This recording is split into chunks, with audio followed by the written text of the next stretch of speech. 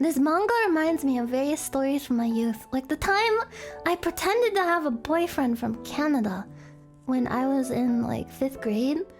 Cause I had this childhood friend that I've known since childhood. And we'd go camping together a lot. And we were getting to that age where you start getting like self-conscious, like, oh no, I need to get a boyfriend. I need to be popular. Like that, the sort of thing that's like talked about in this story right here. And yeah, it's like a complete cliche. Like he was from Canada and everything. I got really self-conscious, and one summer I met up with my childhood friend during like a camping trip with our families, because our families are friends with each other. She's like the daughter of my parents' friends.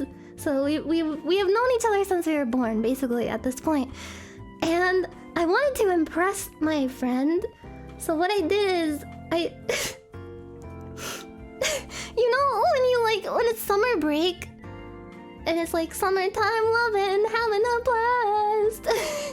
You want to come back with a story like, oh yeah, I have a super cool boyfriend and I'm really popular at school, like that kind of thing, so that people don't think that you're a loser, even though it doesn't make you a loser if you don't have any of those things. I want everybody to listen well. Your worth is not determined by something like boyfriends or how many friends you have. It's something much different than that, okay? Don't you dare say copium. Don't you dare say copium. Your worth is determined by your heart and how you care for the people around you, no matter how many people there are around you. What matters is how you use your heart and how you blaze a trail through life. It's your own trail. You can go wherever you want. You can do whatever you want to do. And nobody can tell you that you're a loser or anything because you haven't achieved some kind of phony milestone by any specific point in your life. Or if you don't have a boyfriend or a girlfriend or whatever. It doesn't matter. It's your life. Grit those teeth so I can punch you in the face. Let your drill pierce the heavens. Anyway, as I was saying, because I had this mindset when I was very little, I was really embarrassed that I hadn't really made much friends at school. I obviously didn't have a boyfriend. I think it was actually 6th grade. It was beginning of 6th grade. And I wanted to impress this childhood friend because I feel like I was like, oh no, my childhood friend is probably like super popular and has like 10 boyfriends, and here I am, 6th grade, haven't had a boyfriend yet, and I'm mostly alone and I don't talk to anyone at school. So I was like, shit, I had to come up with something fast just in case she asked me about how school is going. So she did, and what I did was I told her that I had a boyfriend from Canada. And I think I got this idea in my head because I watched like some kind of Saturday Night Live skit or something where someone had a boyfriend in Canada, I don't know. And I even, to make it more believable, I had like a phone with me, like a cell phone. And I wasn't even allowed to have a cell phone at this point. I think it was just like one of my brother's old cell phones that he threw away. I just took it with me and said it was my phone. It didn't even work, it didn't even have service. But I would like pretend that I got a text message on it and be like, oh, I just got a text from my boyfriend. And then I would check it and pretend to type back. And then she'd be like, what did it say? Like she would ask me what it said and I was like, shit, fuck.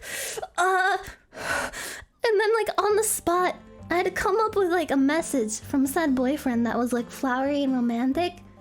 Something that like a Prince Charming would say.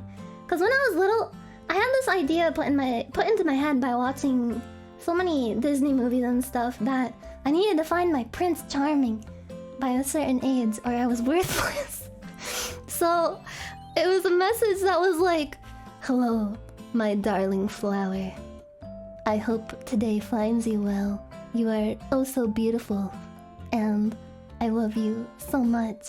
I just want to kiss you. Like that kind of stuff. And I pretended to read it out loud even though I was like making up the whole thing, and inside I was just like, I felt Like my soul was dying. And I could tell by like the look on her face, and even like looking back now at these memories, I can tell she didn't buy it. She was just humoring me. Even when we were both like 11 years old, she knew. She definitely knew that I was bullshitting, and she was just humoring me. But I kept going. I kept up with it because past a certain point, it got too awkward to say that I made it up. So she would like ask me like, "How's your boyfriend from school doing?" I'd be like, "Oh, yeah, he's in Canada. He's good. Yeah, he sent me flowers the other day. It was great." That kind of thing.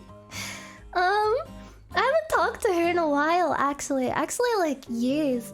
But that's just how things end up sometimes with childhood friends.